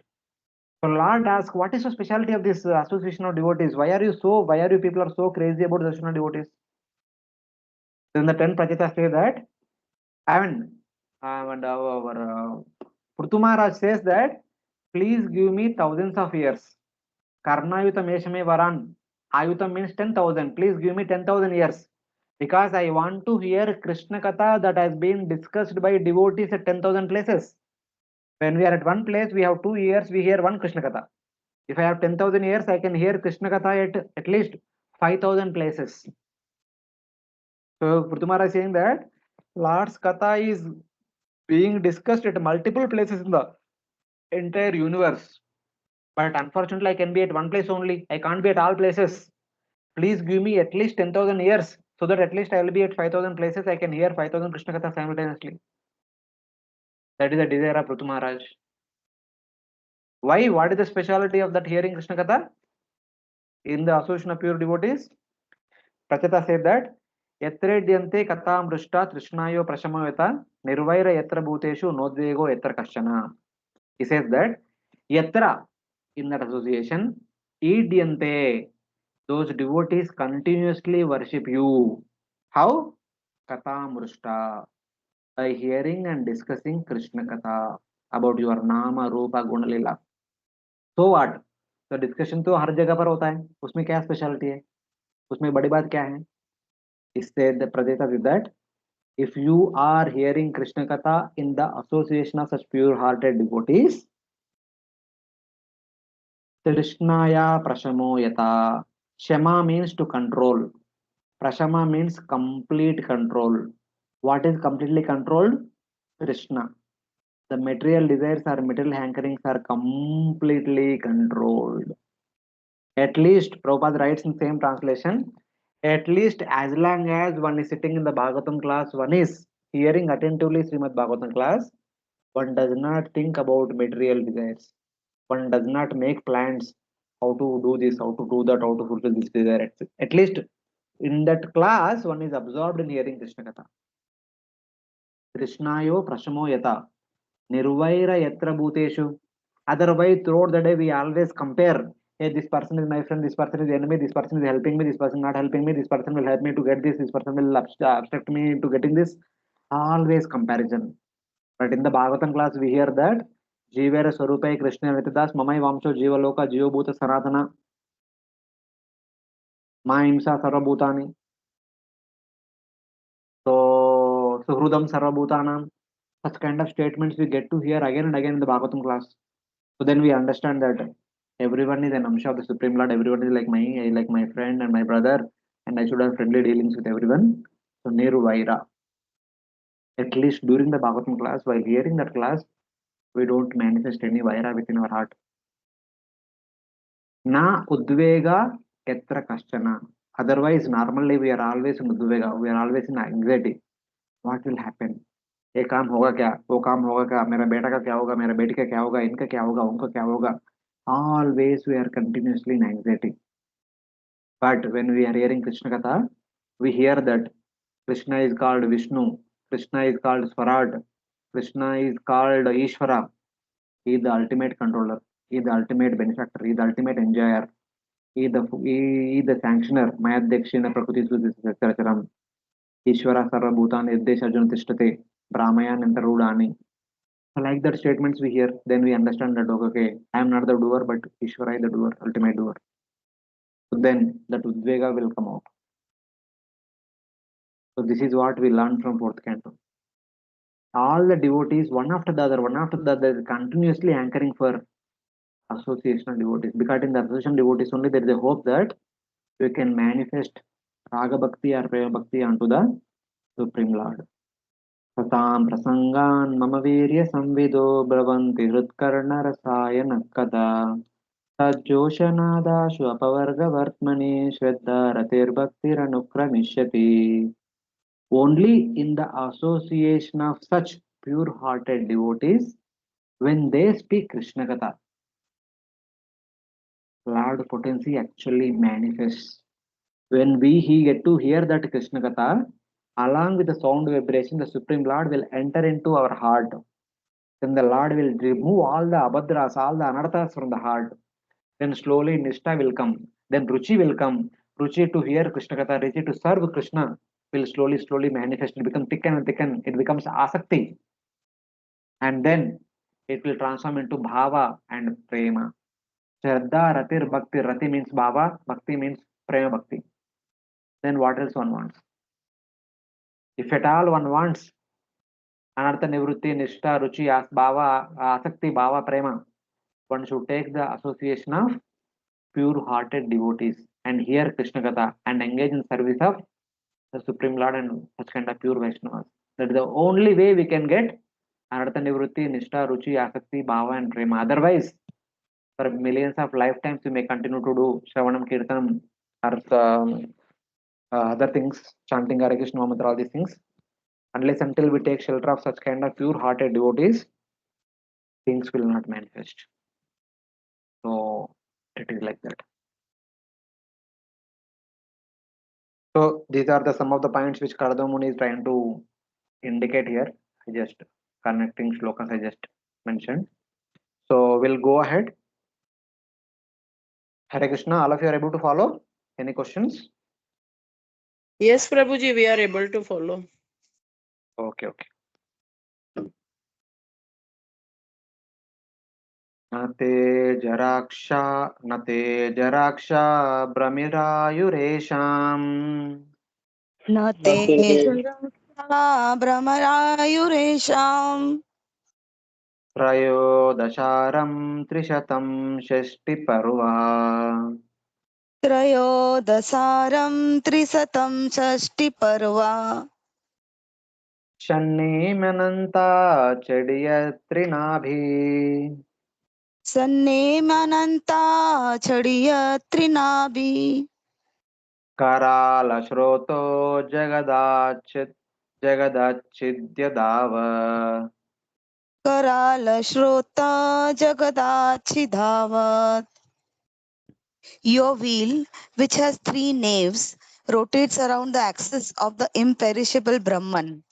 It has 13 spokes, 360 joints, 6 rims, and numberless leaves carved upon it. Though its revolution cuts short the lifespan of entire creation, this wheel of tremendous velocity cannot touch the lifespan of the devotees of the Lord. In text number 16, Kardhama told that, "O Lord Vishnu, following common people like the great sages such as Marichi, Atri, Pulasya, Pulaha, Kratu, etc., I also want to get married and beget children and serve you. And whatever way I can worship you, I'll worship you, who is the form of time." There is so told that Animishaya Tubhyam, you are the form of time. So Lord would ask, "Hey, why are you saying that I am the form of time? How I am the me?" So in this verse is telling how the Lord is the form of time. The devotees' lives are not subject to the wheel of time, which has Brahman at the axle. The same thing is also mentioned in third canto. When the sages of Naimisharanya, they are trying to inspire Sutta Goswami to speak more and more Krishna Katha that has been that took place between Parikshit Maharaj and Sukadeva Goswami, wherein they say that Hayur Arati Vaipumsham Udyam Asau Chayan Nasau Sasyarte Vraito Nita Uttama Shloka Vartayat. For people in general, every rising and setting of the sun will deplete one day from their lifespan. But this is not the case with the devotees, because the devotees are continuously engaged in hearing and discussing Krishna Katha. Uttama Shloka Vartayet. So Varta means news. In our childhood, every day evening 7 p.m. from 7 p.m. to 7:15 p.m. in Doordarshan we used to get the news. So in the morning 7 a.m. and afternoon 1 p.m. we used to hear news from radio, All India Radio, and then in the evening 7 p.m. we used to get news in our local language. And in Telugu the news are called Vartalu. Vartalu. So that means basically what's happening all around, they will tell us. Same way, the Lord is performing so many pastimes, and hearing those pastimes is called Uttama Shloka Varta. Hearing the pastime, hearing the activities of the Supreme Lord. Otherwise, people have so much time, so many things to know in this world. So many things are happening. So in those days when we are children, we only had Doordarshan to hear from the news or All India Radio. But now there are hundreds of news channels. So much news, so much propaganda, so much this, so much this. So we are continuously bombarded with information about what's happening here, what's happening there, what's happening there. We are constantly put in anxiety, because the more we get to know about what's happening at other places, we are more disturbed. In the first canto, Vedura, after traveling all the pilgrimage places for 36 years after the battle of Kurukshetra, finally he went to Prabhas. He understood that Lord Krishna just wind up his pastime. Then he went to Vrindavan. He heard from Uddhava. Then he went to Haridwar. Then he heard from our Maitreya Rishi. He was hearing about so many pastimes, so many wonderful pastimes of so many wonderful devotees. Every devotee is going back to God. Everyone is going back to Godhead. Dhruva went back to Godhead. Prutu went back to Godhead. Prachetas went back to Godhead. This person went back to Godhead. That person went back to Godhead. He also heard about Anga, Vena. Anga went to back to Godhead in spite of having a son who is Vena. And Narada Muni personally went and preached Prachina Bari forcefully that Prachina Bari was busy performing yajna after yajna. First he preached him. Prachina Bari said, yes sir, I will take to Bhakti. But my sons have gone to perform austerities. As soon as they come back, I will make them king and I will go to forest and practice Bhakti full-fledged. Narada Muni told that no guarantee. You can give me guarantee that you can live till the time your sons come back? Prachetas went to perform austerities for 10,000 years. Will you live for that much more time and will live till the time they come back? Better leave now. Prachinabari immediately put the kingdom in the hands of the minister and he went to forest and performed full-fledged bhakti 24/7. So immediately Maitreya understood. Sir, not Maitreya. Vidura understood. No way. If we wait for time, time will never come. Whatever time we are in, we should take it into action. He comes home, comes to Hastinapur, he tells Dhritarashtra, you are living like a dog at the mercy of Bhima, whom you wanted to kill many times, you and your sons. Get lost. Shigram nirgamyatam. Get away from Hastinapur comforts and go to north, Himalayas, and lead a life of a dhira. Anyway, you can't become a devotee. At least practice some basic Ashtanga Yoga, which you know, which you have studied in your school. All of us studied together from the Vasudev. Dhritarashtra, Vidura, and Pandu. Three of them were the students of Vasudev. They studied everything from Vasudev in the Gurukul. So he speaks very harshly so that he can come out of the cozy city life. So, but before that, Yudhishthira Maharaj asked, so you must have traveled all the old places. By the way, you must have gone to Dwaraka also. So how is Lord Krishna and our relatives, friends, how are they? Vidura tells everything where all he traveled, but he did not talk about the disappearance of Lord Krishna, the disappearance of all the Yadavas, disappearance of Vasudev, Devaki, and all the other elderly and equal aged Yadavas, because that will cause so much pain to Pandavas. Anyway, Pandavas will know about that news. If not today, tomorrow they will get. So they will get that pain tomorrow or day after tomorrow. There is no hurry in disturbing their current peace by giving them some unpleasant news. So Vidura does not talk about the disappearance of Lord Krishna and other Yadavas. That is Vedic culture. But in the modern culture, even though we don't want, we are bombarded with all different variety of news. Even though because we get to see all these different news, even though we want to practice bhakti peacefully, we can't practice bhakti peacefully. Hey, aisa ho gaya, aisa ho gaya, waisa ho gaya, waisa ho gaya, waisa ho gaya. Where is the peace? We think about this, that. There are so many things are moving in the mind. How can we practice bhakti? This is how the material nature is distracting us from the practice of bhakti by giving us all the information, saying that okay, this is also important, this is also important, this is also important. That's why in the past people are completely satisfied with whatever little information they know. Even though externally we may say that they are not intelligent people, they are not well educated people, this, that, but that does not matter. Even if a person is well intelligent and well educated, what does this one get? At max. One may able to solve so many problems, one may able to get some degree, one may able to get some special recognition. Will that take one to spiritual world? Will that guarantee one the happiness one supposed to get here? Srila Prabhupada says that success of human life is being happy here and in being happy here in this life while living and going back home back to Godhead after death. That is the success of human life. So we are neither happy while we living here and we don't have any surety that we'll go back home back to Godhead after death, after this life. So our life is not successful life. So it is like that. So here it is telling same thing. That devotees' lives are not subject to the wheel of time. Devotees means who are manasa, vacha, karmana, completely engaged in Lord's service. not so much disturbed by the material turmoil surrounding them. So Lord is called as time wheel. So what do you mean by time wheel? So which has Brahman at the axle. The Kala Chakra has an axle. That axle is made up of the supreme absolute truth. And it has 13 months at the spokes. The wheel has 13 spokes, which are compared to 13 months.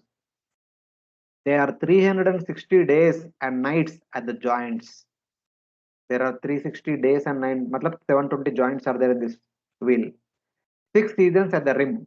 The rim has been divided into 6 parts, corresponding to 6 rims, 6 seasons.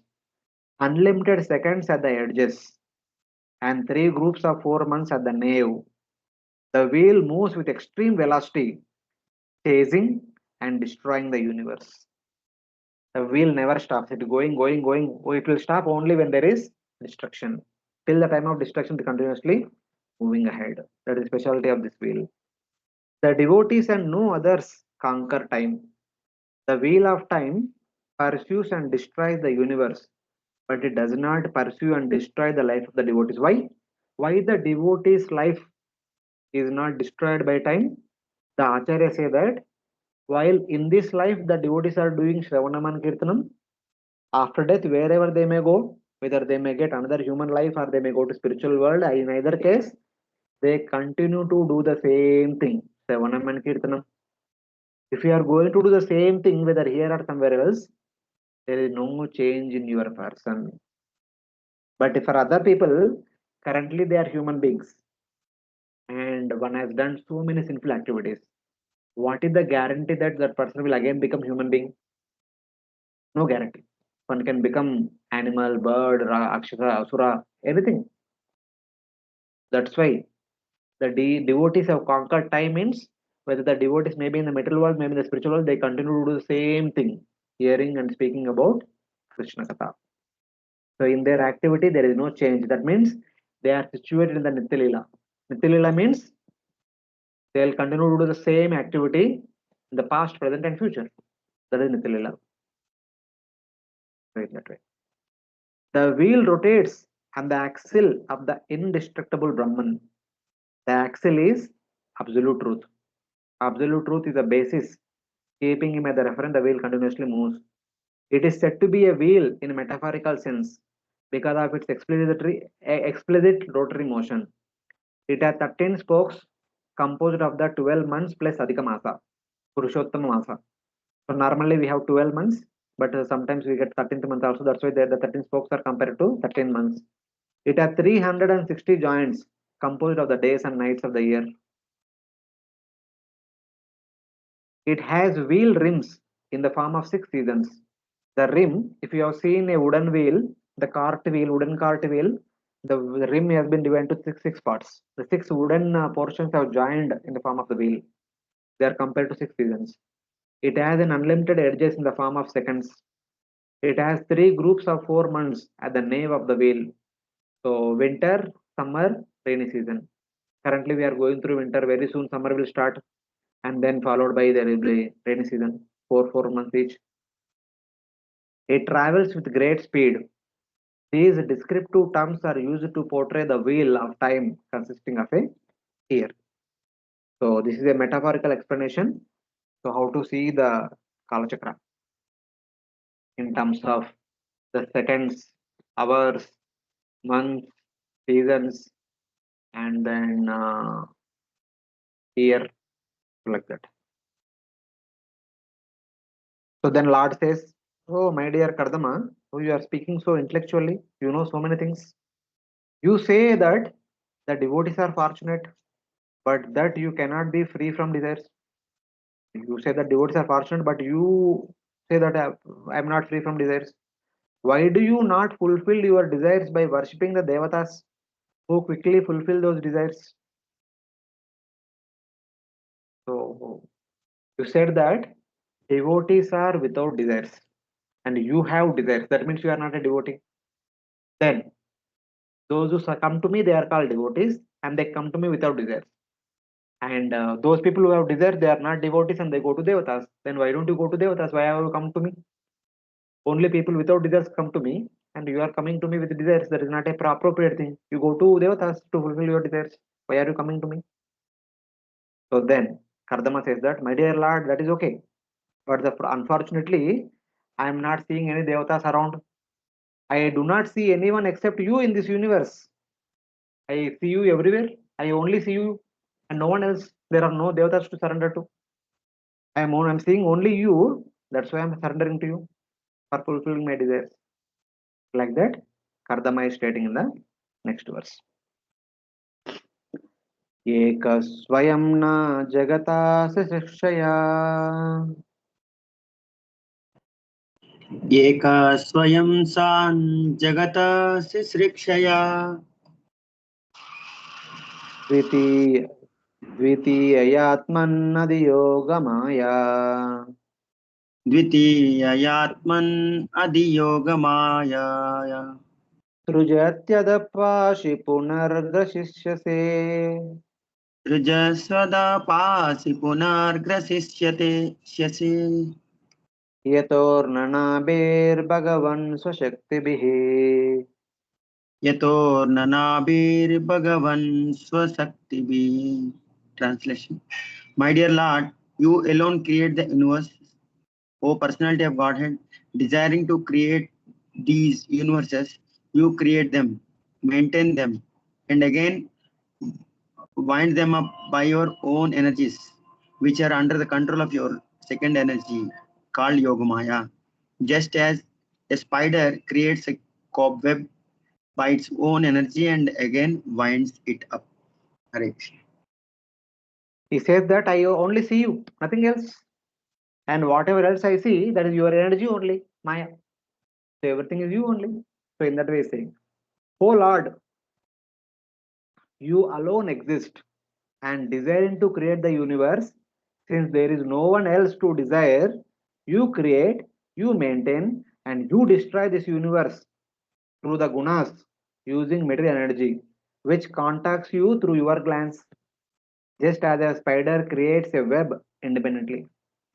So, my dear Lord, it was you alone, as Lord Narayana says in the Chatushloki Bhagavatam, Aham eva sameva agre, nanyat sat yes asat param.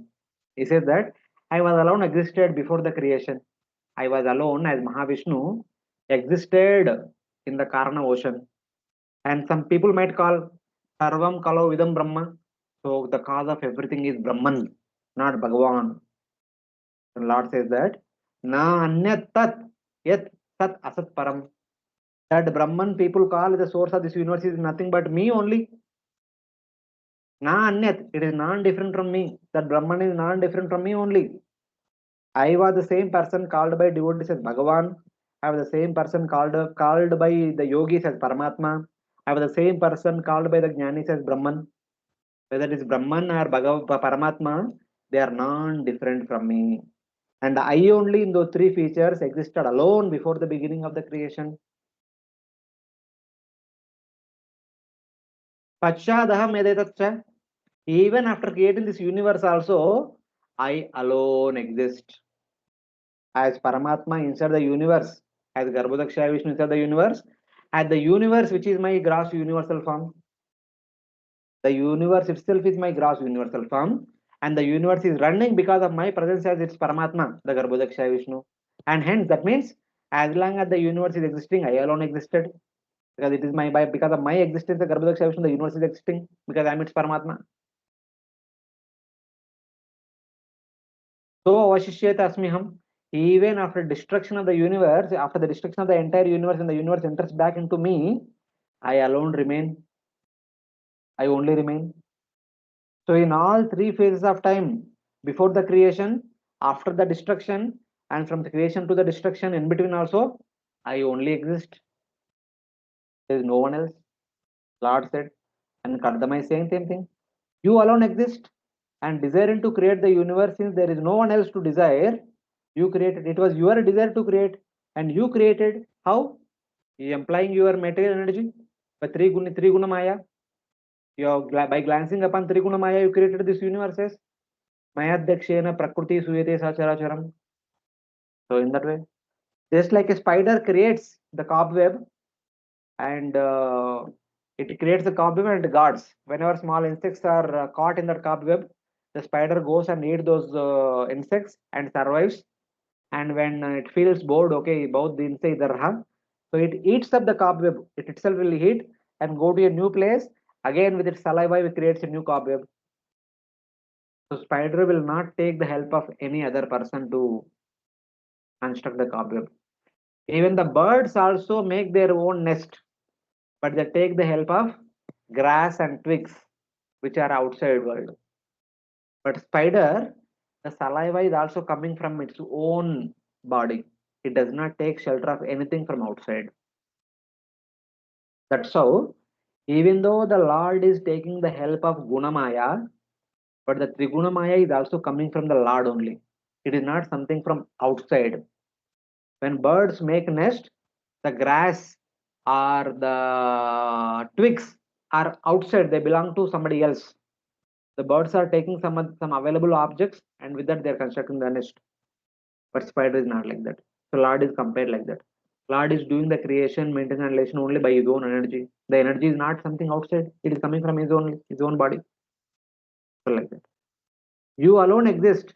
It is your desire alone to create. Since there is no one else. Advitiya. There is no Dvitiya. There is no second. Or it is your desire to create which becomes Brahma's desire. You alone permit him. So people may say that no, is Brahma is creating.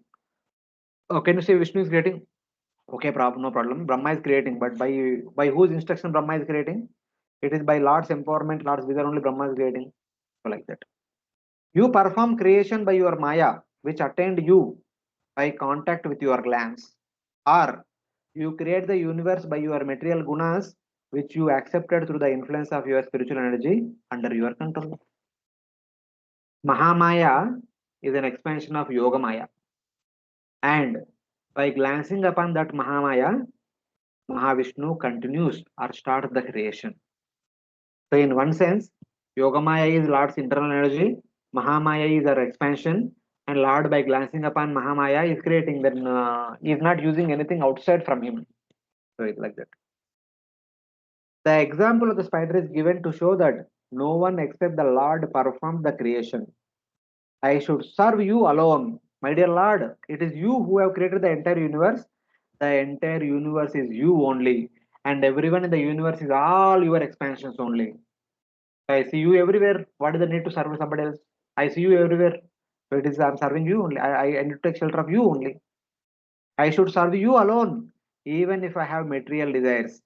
Since no devatas exist except you. Even all the devatas are also an amsha of you. Mamai Vamsho Jiva Loka Jiva Bhuta Sanatana. All the Jiva Bhutas, all the living entities who are living in this Jiva Loka in the material universe are all my amsha. One may be Indra, Chandra, Varuna, Vayu, this one, that one. Everyone is an amsha of the Supreme Lord. Then I don't see anyone except you in this world. I serve you only. So then Lord is asking, oh, if that is true, then by my mercy, may you have the greatest wife, greatest sons, greatest enjoyment, and greatest wealth. So Lord is telling that if that is the truth, people come to this material world to have unlimited enjoyment. I'll bless you with unlimited enjoyment in the company of wife, children, and wealth and other things. So in the next in two verses, he gives evidence that the Lord gives benedictions. Kardhama says that whatever we have, it is all given by the Lord. If the entire universe is Lord's, whatever we have is also Lord's only. Temporarily, we may say that it is mine because it is actually given by the Lord only. Nothing belongs to us. Everything actually ultimately belongs to the Lord. If at all we have something, that is all given by the Lord only. That Kardhama Muni will say in the last two verses. He concludes the 21st verse. In these two prayers, he says that whatever we have, whatever we obtain, it is all given to us by the Lord only. Because everything in this universe belongs to Lord only. How can we get something from other than the Lord? So like that. So he continues. नैतद्बदादेशपदं तवेप्सितम् नैतत्तपसीतं यन्मायया नस्तनुषे भूतसूक्ष्मम् यन्मायया तनुषे भूतसूक्ष्मम् अनुग्रहाय स्वपियर्हि मायया अनुग्राहयस्तव अपि यर्हि मायया लसस्तुलस्या भगवान् विलक्षिता रसतुलसा भगवान् विलक्षिता. Translation. My dear Lord, although it is not your desire, you manifest this creation of gross and subtle elements just for our sensual satisfaction. Let your causeless mercy be upon us, for you have appeared before us in your eternal form, adorned with the splendid wealth of tulsi leaves. Hare Krishna. O Lord, you bestow material benefits to us because of our maya, because of our conditioned nature. Because of our conditioned state, we come to you asking for benediction, asking for some blessings, and you give us. That is not your fault, that is our fault. Even though you do not desire to do so, you don't want to give us the material benedictions, but still, since we are asking, you give us. Let the benedictions be given in order that you show us mercy by saving us from them. For at that time, we will see your spiritual form endowed with shining tulsi. He said that it's okay. It is better that people come to you, so that to your deity form or to your personal form asking for material blessings, because at least during that time they'll get to see you. Seeing you means seeing you is the only means to get out of this material existence. So at least on the plea of fulfilling some material desire, one is coming to you. As a result of that, one will be freed from this material existence. That is good. So if they have to come to you again and again, you should fulfill you should fulfill our material desires. If you say that you are asking for material desires, I will not fulfill. I can only give you liberation. Other than that, I will not give you anything. Then no one will come to you. When someone comes to you, when you fulfill our desires, we keep coming to you. Keep coming to you means liberation. So Kunti Maharani says, let the miseries come upon us again and again. Miseries means whenever there is a misery, you are always there next to us. You being next to us means we get to see you. Seeing you means no more punarjanma. Apunarbhava darshanam. So like that. So Kardhama also the similar mode is telling this. Oh Lord, you do not desire to give these desired things to me, since you think for the welfare of your devotees. This is understood from the Lord's words. So Lord said, I mean, if at all you have some material desires, you go to Devatas. Now why are you coming to me? He says that though you don't want to fulfill our material desires, that is your desire, because you may think that if I give them the material benedictions, they may get attached to the material objects. They may become more and more bound in this material world. You always concerned about that. The Lord's only icha is to take us back to God. Lord does not want us to stay back in this material world, obviously. स्वयं निःश्रेयसां विद्वान् न भक्ति अज्ञानकर्म हि न रातिरोगिणोपत्यं वाञ्छतोऽपि विसक्तमम्.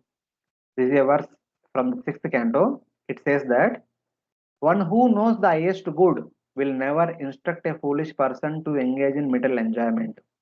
Just as an experienced physician never gives permission to his patient to eat food injurious to his health, even if the patient desires it. That's why we have patya. In every Ayurveda treatment, there is actually patya. It is very difficult to follow patya. Even though patient is very difficult for the patient to follow, but doctor will always say that you should follow patya, then only your medicine will work, then only you will become free from disease. If you don't follow patya, there is no use of taking medicine. So in that way. Then why do I give those things? So my dear Kardhama, you are saying that I don't want to give the material blessings, but I'm not giving. You see thousands of people coming to every holy place, asking for material benedictions. Because I am giving, that's why they are coming again.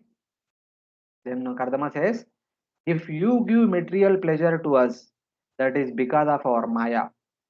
The ignorant devotee will otherwise be disappointed. Because I ask, you give. Though you don't want, give. Because you think that this person may deviate from the path of perfection. That's why you may not want to give. But since I am coming to you, I am asking you, it is your nature that you will never say no. You will give us.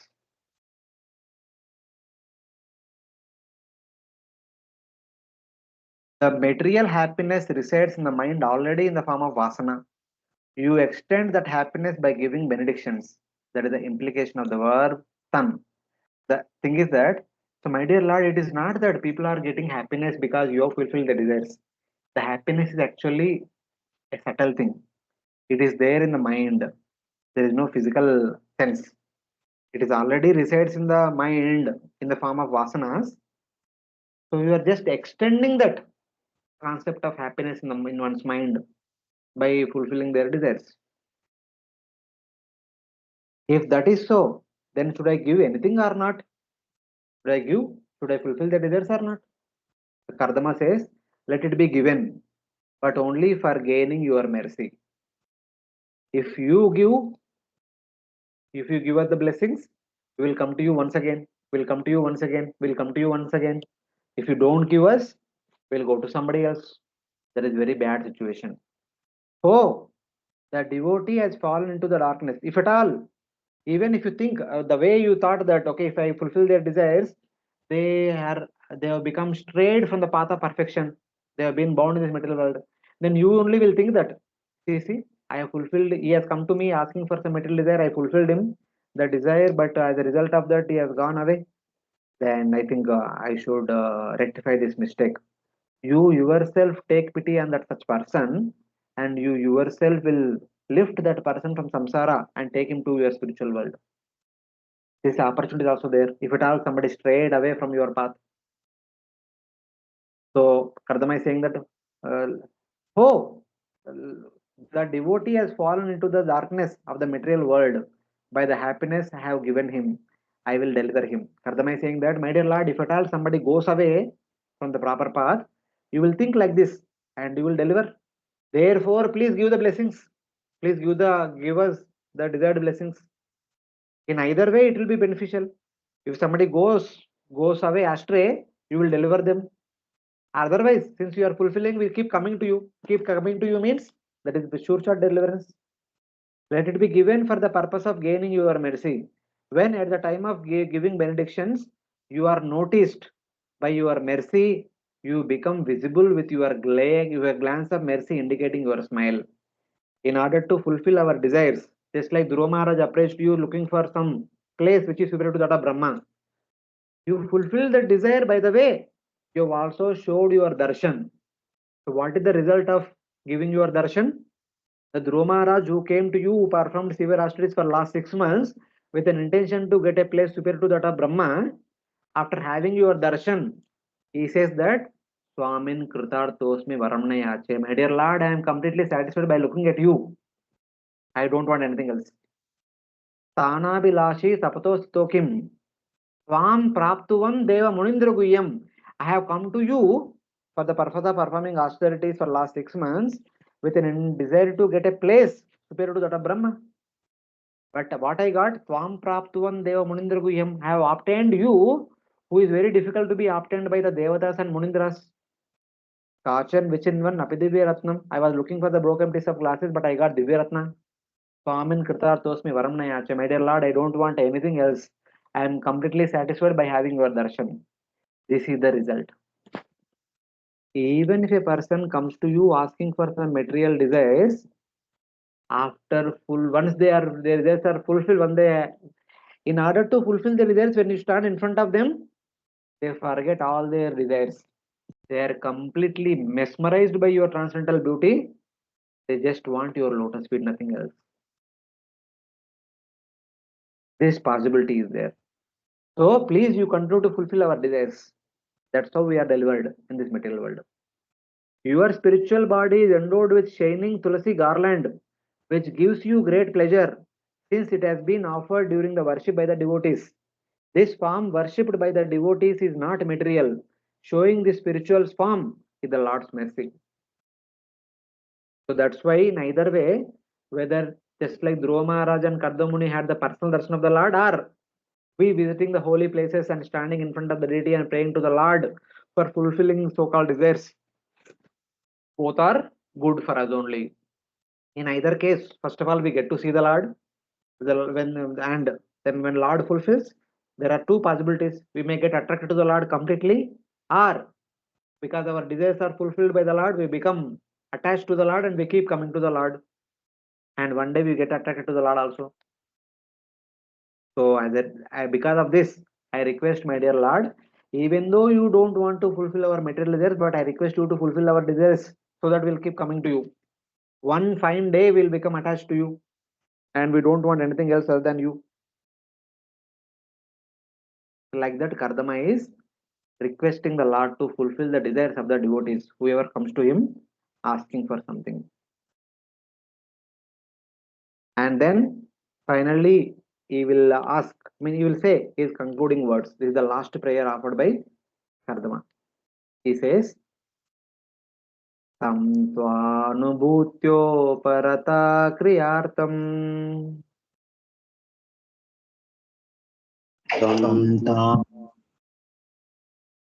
तं त्वानुभूत्या परता क्रियार्थम् Samaya Vartitalokatantraम् स्वमायया वार्तितलोकतन्त्रम् Namanabhikshnam Namaniyapada नामाम्यभीक्ष्ण्यं नमनीयपादा Sarojamalpiyashikamavarsham सरोजमल्पीयशिकामवर्षम्. Translation: I continuously offer my respectful obeisances unto your lotus feet, of which it is worthy to take shelter, because you shower all benedictions on the insignificant, to give all living entities detachment from fruitive activity by realizing you. You have expanded these material worlds by your own energy. Yeah. Oh Lord, I offer repeated respects to you who destroy the desire to enjoy by giving realization of your sweetness. So when we go to Lord with some material desires, the Lord fulfills our desires as well as Lord will destroy our material desires, so that our hankering for the material objects will slowly diminish. Who cover us with the results of karma through inspiration of your material maya, who give material benedictions to low persons such as me, and whose lotus feet are worthy of worship. So in either case, Kardhama is saying same thing. You should fulfill our desire. As a result of that, will keep coming to you. That is the only way for our deliverance. So Kardhama says that this is not possible for you. When by mercy you give realization of your sweetness, the desire to enjoy automatically ceases. So as we said, we took the example of prasad. If we at all we have a desire to eat something, if we go to other places, we are bound by karma. But if you go to temple and eat mahaprasad, we are not only purified of current karma, but we are purified of our past karmas also. That is the speciality of fulfilling our desires from the Lord.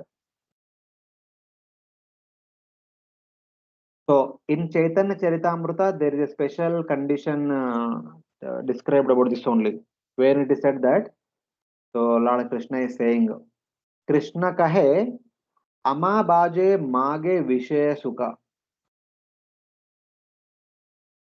So this material world is filled with so many devotees, so many devotees. Everyone is worshipping me, but they are asking for vishaya sukha, the material happiness. And then Lord says that Amruta chadi vishamage ei bada murk. all these people who come to me, they are not asking Amrita. They are not asking me to take them to the spiritual world. Instead, they are asking that, so my dear Lord, fulfill my this desire. I am going through this difficulty, fulfill this. Give me the good job, give me admission into so and so college, give me good wife, good children, this, that, so many desires we have. Amrita Chadi, instead of asking for liberation for the rest of eternity, we are asking for temporary fulfillment of material desires. So, he is Bada Murka. The one who is coming to me and asking for material desires is Bada Murka. But Ami Vigna, but I am not foolish. I am completely knowledge. Yei Murke Vishaya ke badina. Even though this person is asking Vishaya, sense gratification, why should I give him sense gratification? Instead of giving him sense gratification, Swa Charanamruta Diya, I'll give my own Charanamruta, the nectar of my lotus feet. Tasting that, Vishaya Bulaiba, he will forget Vishaya. So this is Lord's intention. Even though we go to the Lord asking for some material desires, the Lord will give each Charanamruta. When we taste that, our taste for material objects slowly will diminish. It should actually diminish. If we really taste Lord's lotus feet, our desire for material objects will diminish. If it is not diminished, means we are not tasting Lord's lotus feet. We are not tasting the Charanamrita. Like that. Or even though we may be tasting Lord's Charanamrita, but inattentively, we are not tasting it attentively. If we attentively taste Lord's Charanamrita, sure shot we are supposed to become Vimukha from the material sense gratification. So in that way. You have a covering of happiness and distress produced from karma for all beings, which is caused by your Maya. As Maya, you are actually covering our knowledge. As long as you dispatch ignorance through that covering of Maya, the desire to enjoy will remain within us. As long as that Maya who is acting as a covering upon us, we continue to desire, I want this, Putran Dehi, Dhanan Dehi, Patin Dehi, Patnim Dehi, this, then, etc. etc. It will remain. Only when you remove that covering, when you unveil the covering, when we are able to see your lotus feet, then all our desires, by looking at your lotus feet, when we taste the Charanamrita of your lotus feet, then all our material desires will be completely extinguished. Desiring to increase the population, you fill us with material desires. Though we know this, we cannot give up our desires. Thus, we are in low position. So, it was Lord's desire that Sushti should go on, Sushti should be maintained. As a result of that, you are putting a covering upon us. As a result of that, people of this world always desire that I want to have a good wife, I want to have a good home, I want to have good children. The thing should go on like routine thing. How people are doing, let me also do like that. The routine lifestyle. So very rarely some people want to completely stop this material existence and go back to Godhead. Otherwise, everyone at all time working hard how to maintain our life in this world. Thus, we are in low position. Though we know all this, but we cannot give up our desires or anchorings to sustain ourselves in this material world. That thus we are in a low position. You bestow desires to persons such as me who are very low. Alpi Yashi. Though we are very low, though we are filled with so many material desires, but you fulfill all our desires. That is because you have a desire to continue this material existence also. That is also your desire.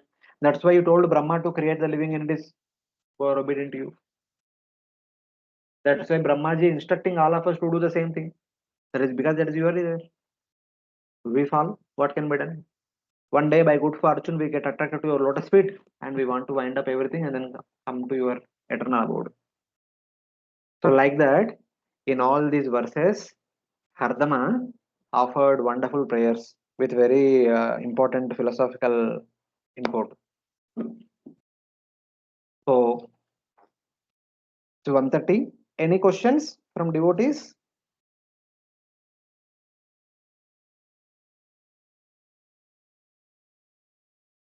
Hare Krishna.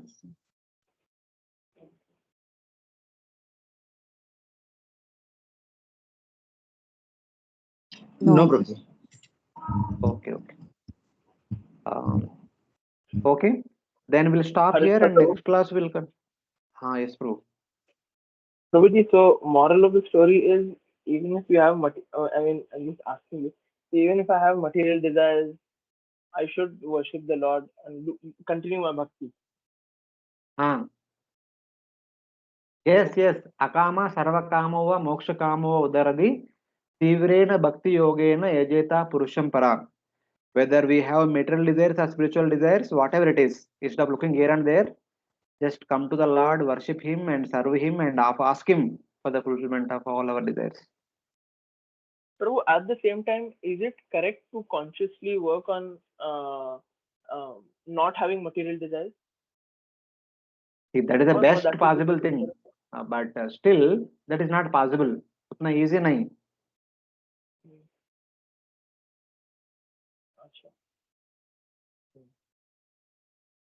Utna easy nahi. Abhi without material desires, you should become Babaji. You should become a Goswami and go to Vrindavan and live under trees. Not trying to have a bungalow in South Mumbai with a sea face view on the 70th story. Yeah. Or going to Abu Dhabi or Dubai. Correct. Hare Krishna. Okay, Hare Krishna. Thank you. Hare Krishna. Hare Other Krishna, devotees? Prabhuji. Dandavat Yes, pranam. Yes. Pranam. Prabhuji, to have a desire to serve in a special altar, is that also wrong, Prabhuji?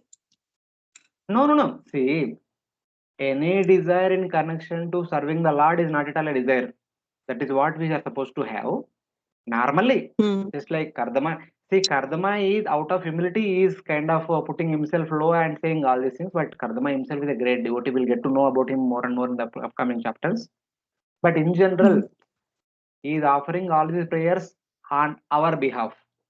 Whatever words he is telling about himself is actually about us, not about him. Yes, Prabhuji. And I at can the end, understand. we also see the conclusion that it is natural that people in general in this material world, they have desires. It is nothing wrong. But we should have Lord in the center of our all activities. That will keep us in a safe zone.